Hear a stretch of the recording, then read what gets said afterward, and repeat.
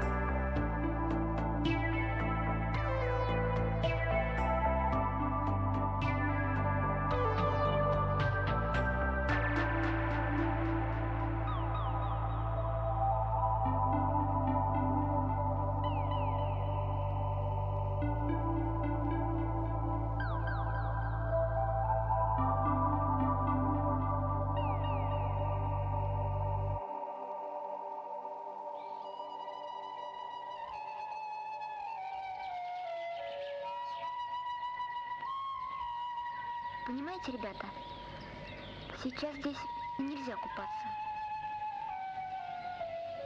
Сегодня из воды должны выйти нимфы.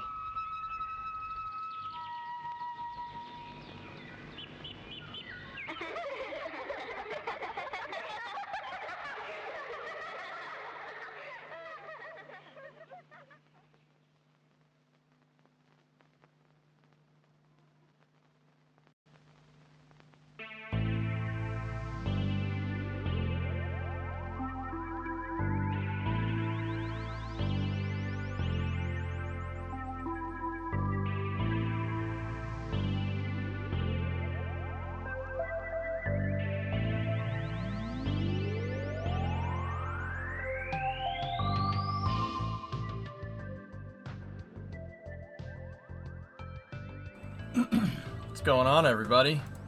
How you doing? This is a good game, and I'm glad it's getting exposure. Me too, Abel. Yeah. How you doing? How's everybody doing? Everybody doing okay? Oof. I have been busy. Busy. So, first and foremost, some business to discuss. Guys, at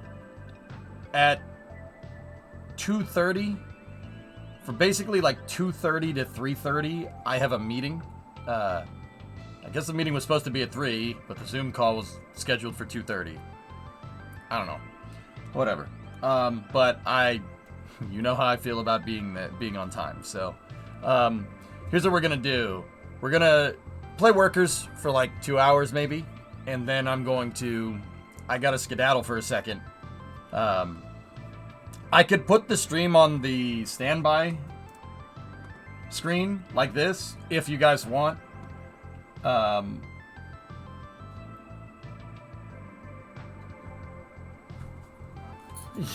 Zoom call at 2:30 to deal with the expected Zoom call issues. Yeah, for sure. I'm not 100% sure how long the meeting is going to be. I'll probably be back at the latest by 4. And when I get back, we'll play more Workers. And then, guys, here's what I want to do.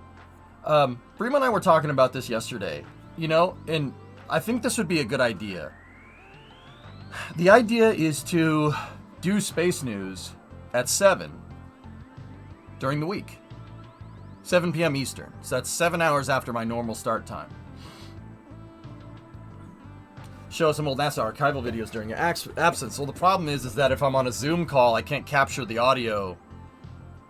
I probably could. I don't have OBS configured to do it, though, and I don't want to be late for the meeting trying to make sure that the start screen is working correctly, So I think what would be good, and it would jive very well with NASA Spaceflight Live, is just doing Space News at 7 o'clock every night. I think it's a good idea. We get 7 hours of games in, play whatever we want, take a 15er at like 6:45, come back and just do Space News. And then on Fridays, it'll just be on NASA Spaceflight.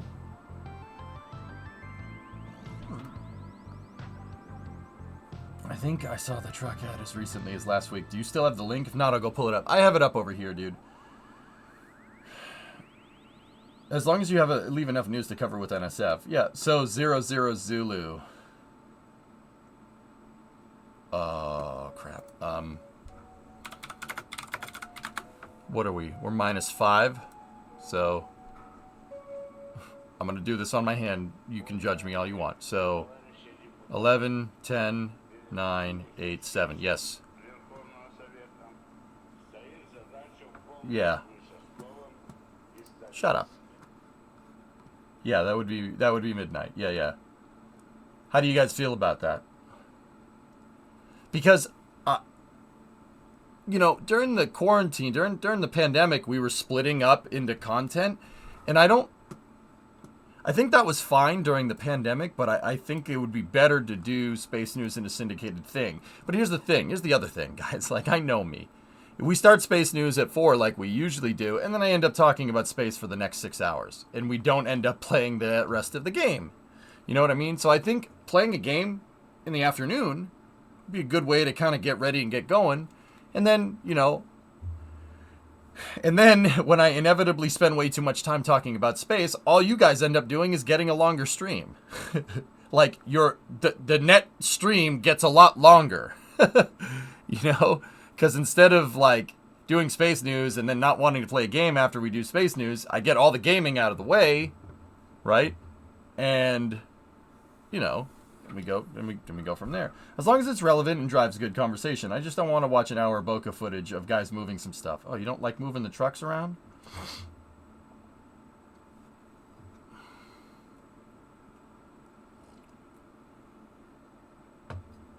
Well, okay, Flagon. Yep. It's a respectable decision. Yep. I think it's a good idea.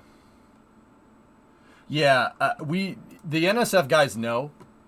Let me say this: the NSF guys, they know it's not. It's we know we've gotten. I've seen. We have a channel over on the NSF Discord with all the feedback that we're getting. They know if they shift it, we'll shift it too. So if they move it to 5, then well, I guess we're back to doing split space news again. But that's not a big deal. I just think it would be really nice to do it that way because like once again, Brimo had this idea. I wasn't sure, and so I was talking with her about it last night, and with space news, I tend to just end up talking about space for a longer period of time, right? And once we get going, and if we have some good conversations rolling, then it's. I don't see any particular need to stop that and just switch to a game, right? And just a little bit of behind the scenes thing. You don't want to do that during prime time. Prime time for me is basically 4 p.m. all the way to like 8 p.m. So that's 4 hours from the 4th hour to the 8th hour of my stream. You don't really want to switch up categories in there. Now, with that being said, switching up towards the end of that is not necessarily the worst idea.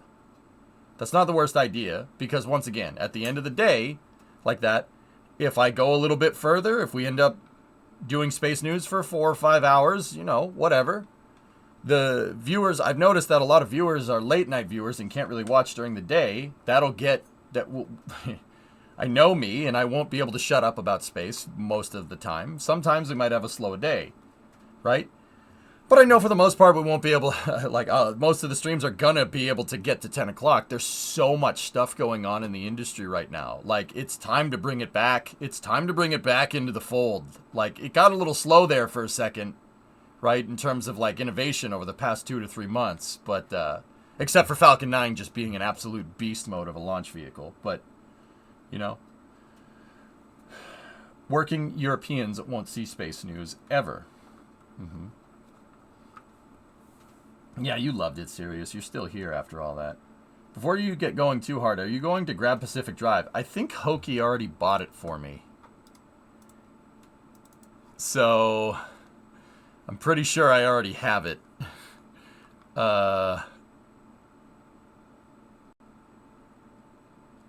Pacific Drive looks baller, dude. The car wrenching, I'm quite fond of that. I think once weekly was the better idea, honestly. We do space news on Monday and then stuff on Friday. Yeah, we're gonna give Pacific Drive a shot, dudes. Absolutely. Cool. So people now 12 o'clock EU. We have space news. Yeah, Sun Temple. Once again, tell me if you don't like that. I'm not gonna be upset. Like. I'll find a way to get you guys your space news. Don't worry about it.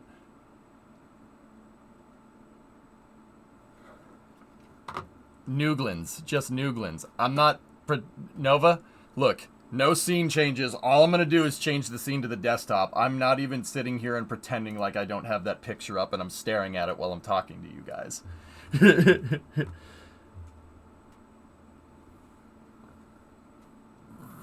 Yeah, I don't know. The idea of checking the VOD is not... People like the live commentary. So what we could do Just another thought. I could do a short, condensed space news right when we start, like as an hour warm-up, 6 hours of games, and then a more long format news if we wanted to do that. It's a good way to warm up, to sit here and talk with you guys about stuff. I don't mind doing that either. So if we could do that and like as a warm-up, just chatting about space, and then do the actual space news, like not the actual space news, we talk about the same thing. Guys, here's the thing, all right? If you know me, you know me. I don't mind repeating myself. I don't mind talking to 100 different people about the same exact thing. It really doesn't bother me. I might give you a little bit of crap over it, but I'm just kidding around. So I wouldn't mind doing the same thing 2 times a day and then gaming in between. That does not bother me in the slightest. All I want to know is, are you happy with your haircut? Scissors, this man could kill you. Don't think you can sneak a rock reference by me.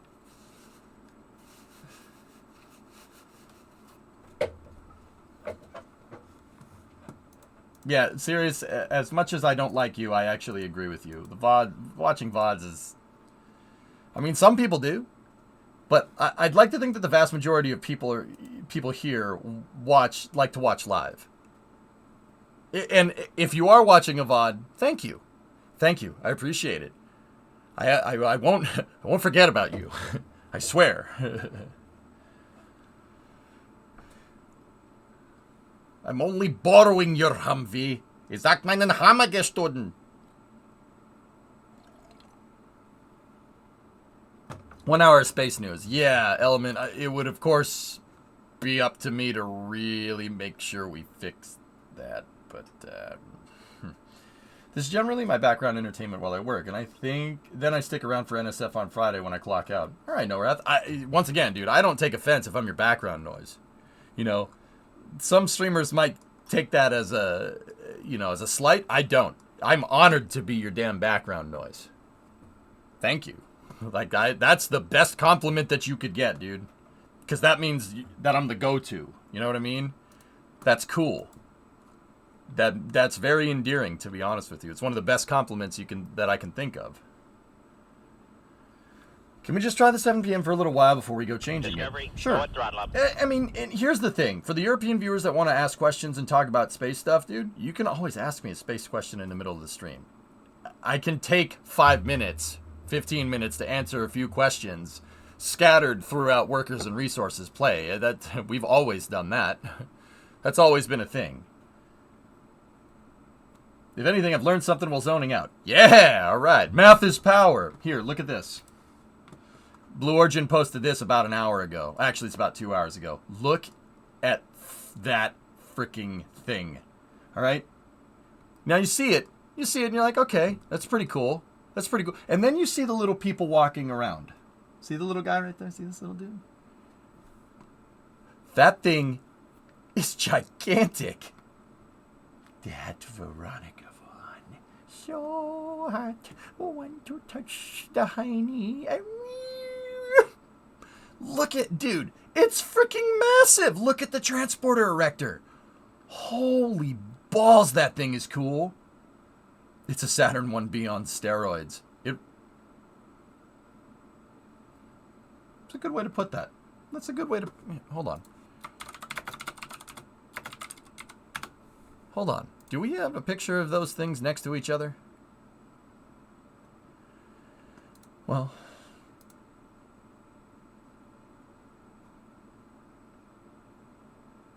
It is a Saturn 1B on steroids. I never looked at it that way, Nova. That's a very astute way to say that. It really is. It is... Because that upper stage is very close in performance to an S4B.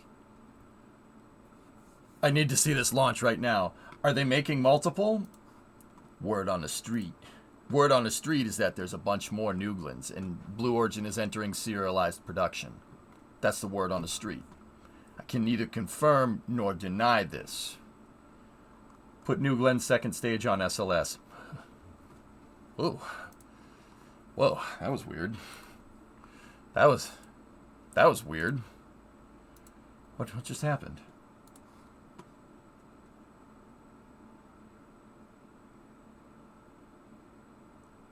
Actually, Phil, that's...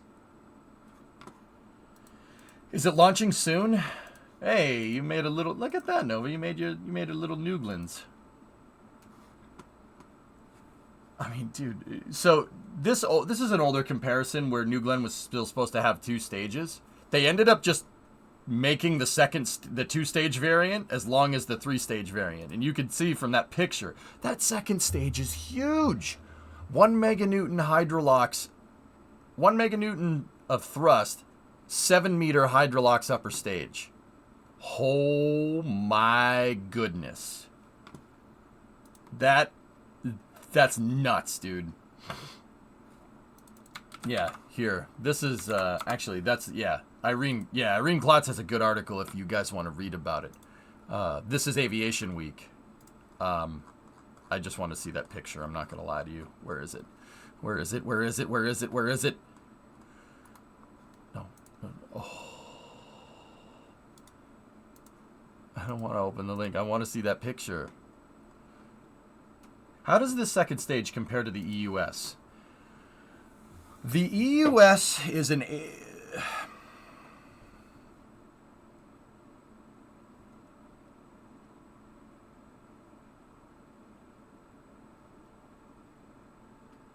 Please hold. Generating response. EJGPT is generating response.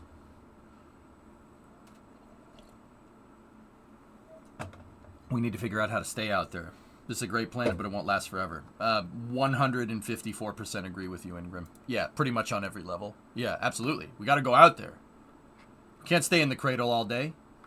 And those aren't my words. I'm paraphrasing Konstantin Tsiolkovsky, the guy that invented the math, that thought up the math for how spacecraft fly in space. He's the guy that invented the delta V formula, amongst other things, basing his math off of Kepler and Newton's work. Yeah, he said Earth is the cradle of humanity, but you got to leave the cradle at some point. Can't stay in the cradle all day. Can't stay in the cradle for life. We're not going to grow as a species if we don't. What's the full name of the U.S.? Exploration Upper Stage. So, comparing the Exploration Upper Stage to New Glenn's second stage. So, the EUS is a partial... Okay, hold on. They're both hydrolox stages. The EUS, like, the best way to say it is that the EUS is really designed for, well, it's a stage that's optimized around high delta V, low energy transfers. That's really the right way to say it.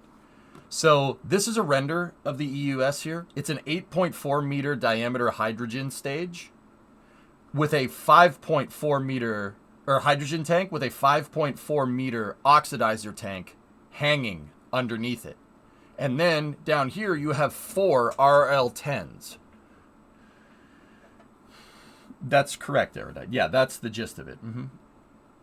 Elon was quoting Konstantin Tsiolkovsky, B0. Yeah, the father of the mathematics governing how rockets fly around in space.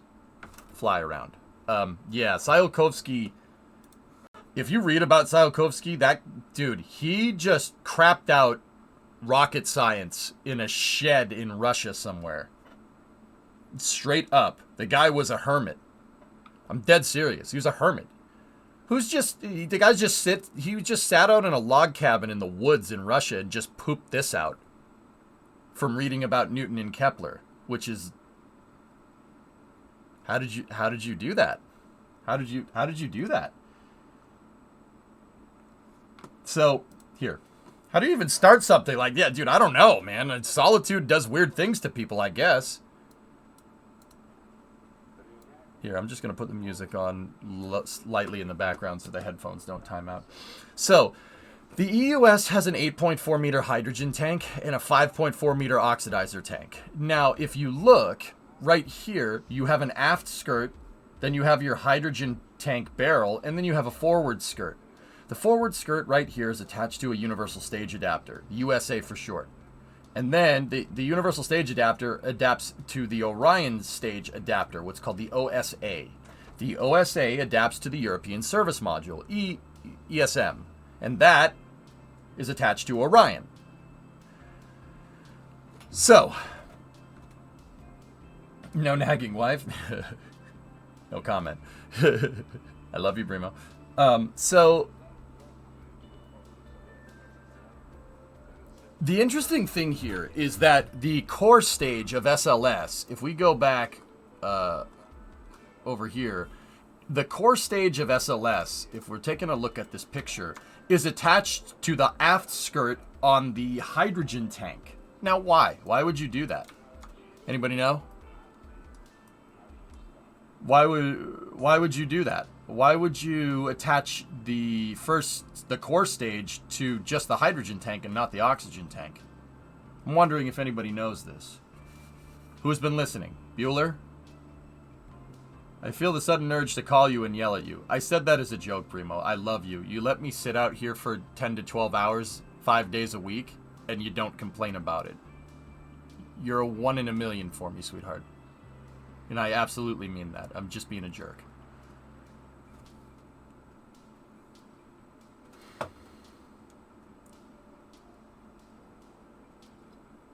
It's true. Just stating facts, dudes. Anyway.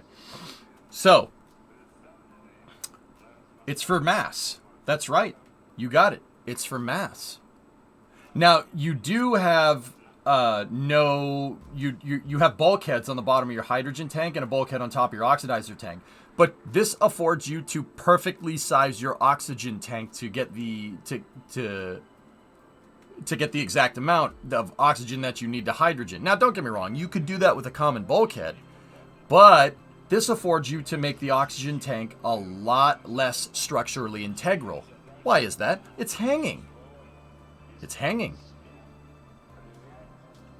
It doesn't need to be pushed up by the SLS or the boosters. It's being pulled. The oxidizer tank and the RL-10s are being pulled by the inner stage, which is pushing on the hydrogen tank. This affords you to make it so only the hydrogen tank needs to be structural. So you save a lot of mass that way. Now, why do I bring this up? Why would you bring this up? What's the big deal? Okay, so what? That's cool. You save a little bit of mass that way. Well, how does that compare to New Glenn's upper stage? New Glenn's upper stage is a common bulkhead hydrolox design at 7 meters in diameter. It has twin BE3 expander cycle engines producing 500 kilonewtons of thrust each behind it.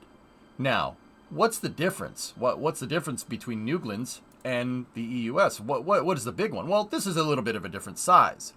But the mass savings here and the choice to use also expander cycles, it's using a similar type of engine fuel and oxidizer delivery system, because these are RL-10s, the original expander cycle engine. I could get into expander cycles later if you really want to know what that means. Long story short, super efficient, fully cryogenic upper stage engines.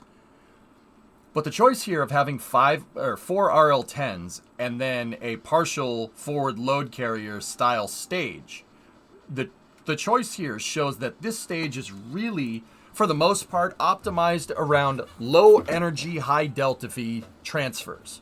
So, what does that mean? High delta V means you can go a lot further. Low energy means it takes longer. It takes more time. The EUS is good enough to be able to get something useful out to the moon for human exploration, but the EUS is really a good upper stage for sending stuff out and exploring the solar system. Not necessarily with people, with probes and stuff. Probes, landers, rovers. The EUS, with its low energy, low energy, high delta V transfers, is capable of moving scientific probes out a lot further than anything else. Gifts be dead, yo. Nightmare Maker, 50-month resub. Thank you. So, the RL-10s are afforded amazing specific impulse. For the uninitiated, specific impulse is like the miles per gallon for an engine. These things get 100 miles a gallon. Let me put it to you like that.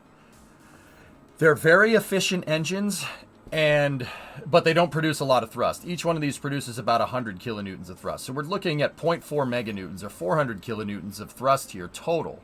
The the BE3s, the twin BE3s that are on New Glenn's upper stage, produce 500 kilonewtons each. So, what's the difference? Well, scientific study versus lunar exploration, basically. The EUS is great, would be great for supporting a lunar program. It's really good. It's a great stage. This, I would contend to say that New Glenn's upper stage is much more for supporting a lunar economy, if that makes any sense. I said lunar exploration a second ago, lunar economics. This makes more sense if you're trying to establish a logistical supply route to the moon. You have a meganewton of thrust, which is 60% more than the EUS. So that's afforded high energy transfers, high energy low transit time transfers with this type of stage. Similar to the Saturn V. In fact, this thing's closest, the S4, the New Glenn's upper stage closest, I'd say, comparison is a Saturn V or a Saturn 1B's second and third, or third and second stage respectively. So this thing is this thing is much closer to a Saturn V upper stage than anything. Hey, Phone Sister, what's up, dude? Rockets and rocket accessories.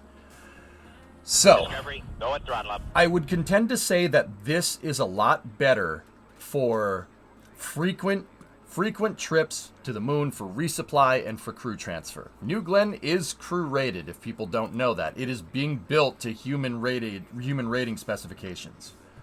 What constitutes a vehicle that's human rated? Well, one, not liquefying the crew on the way up. You got to make sure that your engines can fly on a trajectory that doesn't kill your crew while you're going up into space.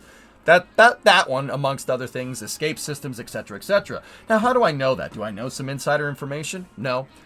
What I do know is that Blue Origin wouldn't put a fixed service structure like that next to the pad if they weren't serious about putting a crew access arm here for a future manned spacecraft launching from this thing. You see how there's two lightning rods here at Slick 36? One of them does not look like the other, that's for sure. This one is designed for crew operations. Blue has human rating on New Glenn in mind. Abso-freaking-lutely. Hey Clayton, I'm having a great week. Twidget with the 38, I appreciate it. Vulcan is absolutely human rated, drummer. Yeah, it's absolutely human rated.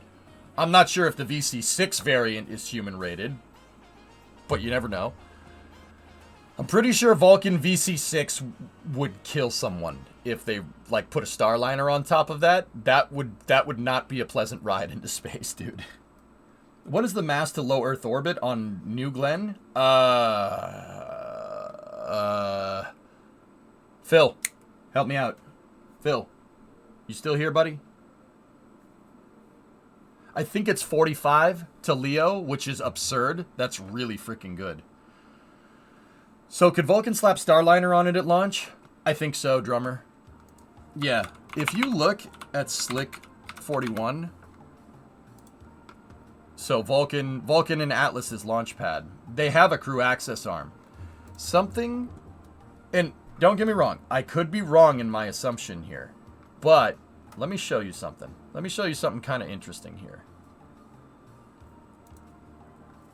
All right, take a look. Now, it's funny because this is an alarmy photo that's cropped of one of ULA's photos. Okay, look at the crew access arm. You see this little box right here?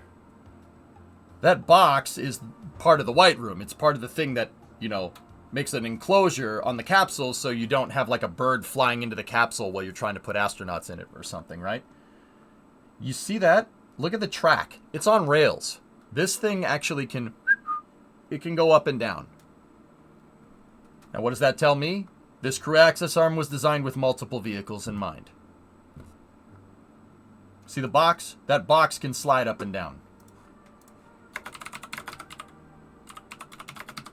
I'll get to workers, I swear. If you're clicking on the stream and you're wondering where workers and resources is, I'm getting to it. Just give me a second. Give me a second. Compare that to Dragon, right? To SpaceX's crew access arm. That structure that would make the enclosure is fixed. See what I'm talking about? It doesn't move. On Slick 41, though, It absolutely moves. Here. Look at it from this picture from when they installed it. See? It's got tracks on it. This thing can move up and down. So what does that tell me? It's designed to service multiple types of vehicles, or the same type of vehicle on a potentially different rocket. Atlas and Vulcan are very similar in height. How dare ULA use photos of their own stuff that were totally taken by Alarmy? Yeah, I know, right?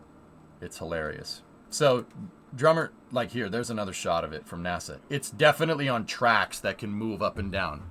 My theory is that Vulcan... We've never heard anything on paper, but my theory is that Vulcan can shoot Starliner off into space. And here's EJ's crazy Charlie Day theory. I think New Glenn can, too. Yep. Yeah, I'm pretty sure. Think about it. It's Jeff Bezos' playbook in a nutshell. Say you're going to start doing something, threaten the competition finishes whatever they're building as competition, and then you just buy that.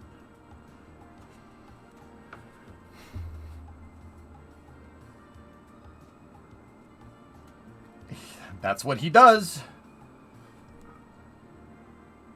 Vulcan can also carry Dream Chaser, and New Glenn can as well. VC6 is 27,200 to Leo, or was the question regarding New Glenn? New Glenn's. Also, VC6 being able to put 27 tons into low Earth orbit is absurd. That's ridiculous. That is ridiculous for a vehicle that size. I'm just going to put it out there. Is the NSF Space News today? New day or next to show? No, the NSF Live is still on Fridays, Make. What I'm thinking is bringing back Space News at the same time, Monday, Tuesday, Wednesday, Thursday. And then on Friday, do Space News with NASA Spaceflight. I want to bring Space News back into the fold, dudes. I don't like that I'm drifting away too much from space. Now, that's partially because we're waiting for Kerbal to cook in the oven. That's fine. I can wait. I'm patient.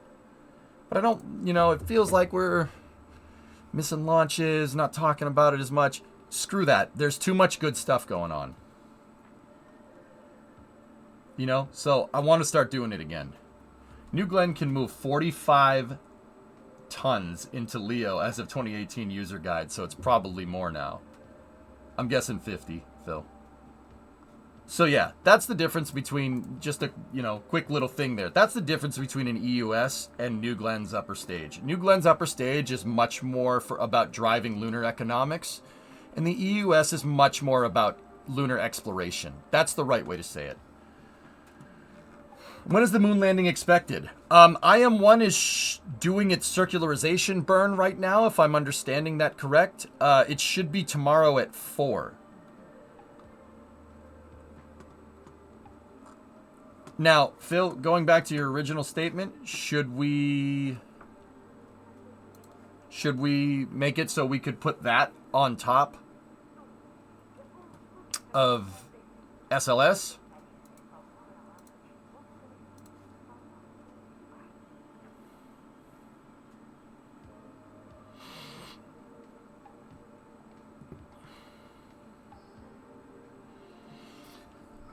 Well, Blue Origin tried to bid for the upper stage contract. Not a lot of people know that. Blue Origin tried to bid to put New Glenn's second stage on top of SLS instead of the exploration upper stage. NASA said no, and NASA said we're going to go forward with the EUS instead. Now, yeah, they did. They did bid on it back in 2017. Yeah, right around when that BE4 stuff was going down with Bob Smith and what's the name of the guy from Stoke Space? Andy Lapsa. Yeah, right when that went down, Blue Origin kind of low-key slid a bid in for SLS Block 1B to put New Glenn's upper stage on top of it. I heard that there's an old satellite that's getting ready to re-enter the atmosphere and burn up. So how does NASA track that stuff? Space Force does it, Clayton. That's what Space Force does, dude. They're called Space Control Squadron Deltas. Yep.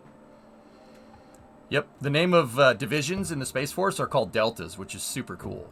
There's Delta 30, Delta 45, Delta 6, Delta 3. Delta 30 is the former 30th Space Wing in the Air Force.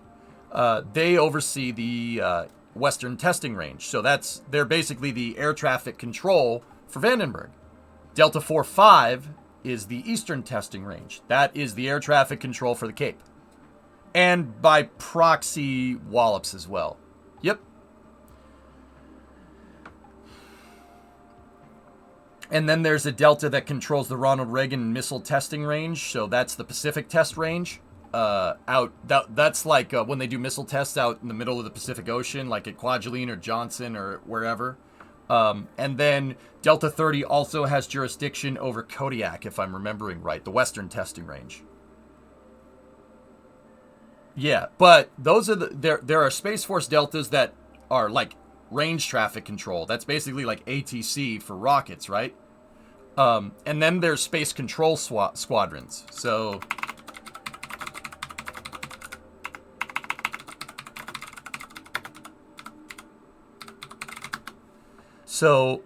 space control squadrons, or SCS for short here,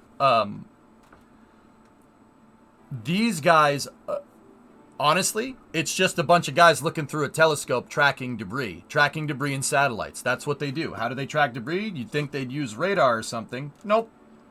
Look through the damn telescope. Or, well, they do have radars, for what it's worth. They do have radars. They use both of those things. Yeah. Can you imagine that? Get paid by Uncle Sam to just look through a telescope all day and track space debris? That's what the Space Force is for. That's why in 2018... Space Policy Directive 3 established the Space Force and expanded the former Air Force Space and Missile Systems divisions into their own department underneath the Air Force. Because more people are launching more things into space. Not just us, everyone. Everyone's launching more things into space. Tracking the debris and maintaining what's called space situational awareness and enforcing space debris management are two of the Space Force's founding charters, like space debris management, SDM, and situational awareness. So know where everything is and know how to mitigate collisions. Figure out, use your situational awareness to make sure stuff doesn't hit each other. Those are the two big ones. Yeah, they get paid to stare through a telescope all day.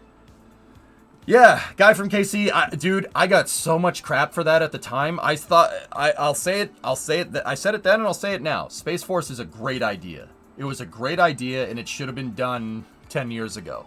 Should have been done in 2008, 2009. Abso-freaking-lutely. You know, it's like the Marine Corps with the Navy, right? An amphibious assault division was needed in naval warfare. You need infantry that specializes in working in the water. That's what the Marine Corps is. Why? Because that's where the meta went. That's where the meta went for fighting. You know, once upon a time, the War of 1812, the Marines are stationed on ships, and, you know, when two ships of the line got near each other, they'd use the sailing rigging to Tarzan onto the ship with like a flintlock and go and shoot a flintlock off, like a 70 caliber flintlock at point blank into some British guy's head. Like, that's why the Marine Corps was there, because that's where the meta went.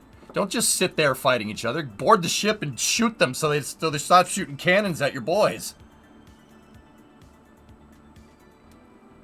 So, and another example, that was like 240 years ago, right? The Marine Corps' birthday was actually a couple months ago. Anyway, another example would be after World War II, the Air Force. It was very clear after World War II that the air had become a theater of war. Aerial warfare is key, and maintaining air superiority is key to winning any war. Pretty straightforward stuff, right? November 5th. Forgive me, Devil Dogs. Forgive me. I'm just a civilian moron. Like, I know I should probably know that cold if I'm going to talk about it.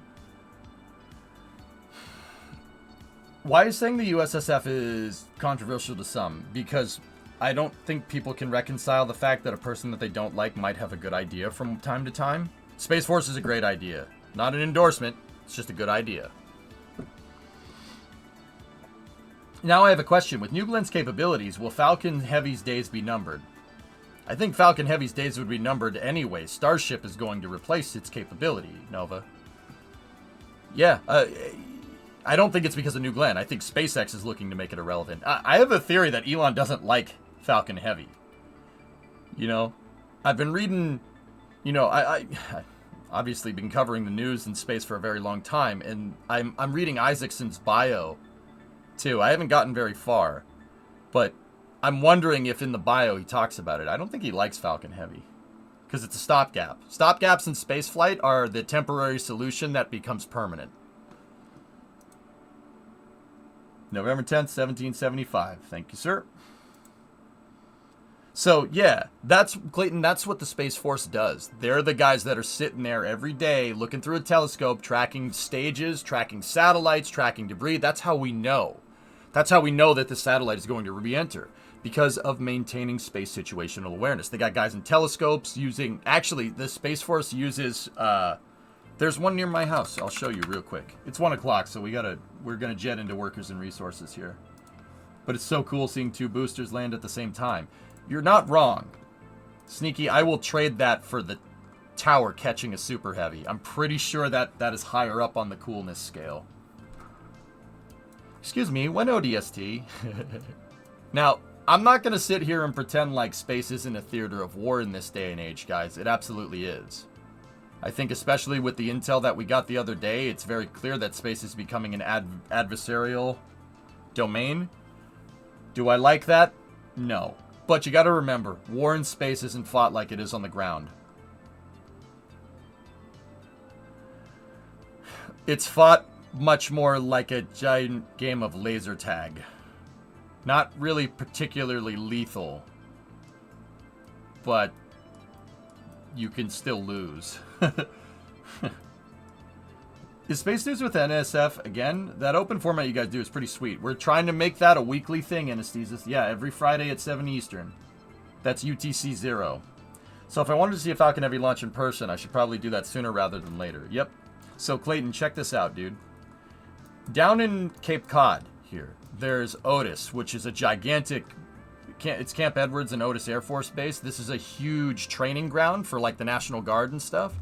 You can see that it is a gigantic... It takes up a pretty significant amount of space. At the north end of Otis, there's this thing. What is that?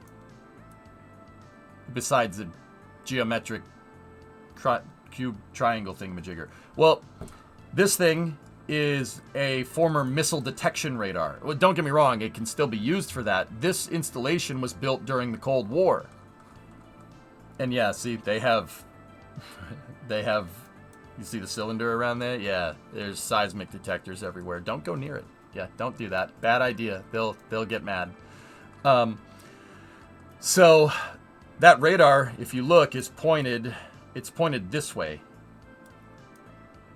It's actually pointed pretty much directly at Belarus, Ukraine, and Poland. I don't think I need to say why. But they do use that. It's a phased array radar. They use it to track space debris because it can. The radar is designed to detect a missile coming over the horizon, and they can use that same radar to track satellites. These things are all over North America, believe it or not. There's an array of them, once again, that was built by the Air Force Space and Missile Systems. There's an array of them all through Canada. They're all up here. That's just one of them because missiles could potentially come in this direction. So that's just one. It's on Cape Cod, Elvis. Yeah, you can see it if you go down Route 3 and cross the bridge, the Sagamore Bridge into Cape Cod, you can see the thing. Don't go near it, though. There is a security perimeter. Don't go near it. Works way better than the Duga. Actually, Dredd, it's funny you bring that up. The Duga is exactly the same thing. It's the former Soviet equivalent. Over-the-horizon radar. Where is Duga?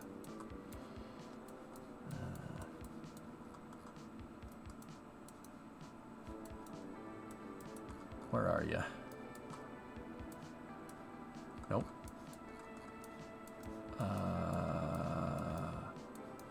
Where is that damn thing? It's around here somewhere. Inside of the exclusion zone in Chernobyl is a former Soviet over-the-horizon radar, and the funny thing is it's pointed right at that array. That's not an accident. It's pointed right at the United States.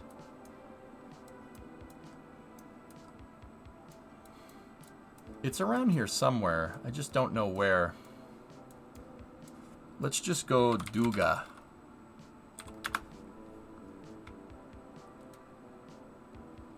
Oh, I was looking right at it. See? That's basically the Soviet equivalent of the same thing. That thing is designed to shoot. It's actually super cool. It's what's called an over-the-horizon radar. And what it does, here. So, like, this is, nope. That's Earth, okay? And then say this is the atmosphere, right? These are gases in the atmosphere. And then say your radar is right here, right? Well, if your radar is shooting off a signal, right, it's eventually just gonna... So if the other guy is over here and launches a missile going this way, right? By the time the missile gets to here, it's going much too fast, and you have probably about 5 minutes to figure out what's going on before you get turned to glass. Probably not a good idea. I mean, kind of useful to, you know, let you be able to say a prayer before you get iced completely. Not a good idea. So what over-the-horizon radars do is they figured out during the Cold War that if you broadcast on a certain frequency, you can actually bounce the radio signal off the ground, off the ionosphere, off the ground, off the ionosphere, off the ground, off the ionosphere, off the ground, off the ionosphere, off the ground, off the ionosphere. So if the other guy goes to shoot a missile off, you're going to know right when it goes off from the radar. It's going to make a radar signature. They can bounce it off the ionosphere. That's what those radars do. If you broadcast on the right frequency. It only happens with certain frequencies, which is actually super cool. Pretty cool, huh? So yeah, that's how they find satellites. That you can change the... Don't get me wrong, I'm not too good at radio astronomy. That's not my strong suit. I know that you can change it up to see different things. Like you can shoot off a signal further into space depending on the frequency. Anyway, time for workers.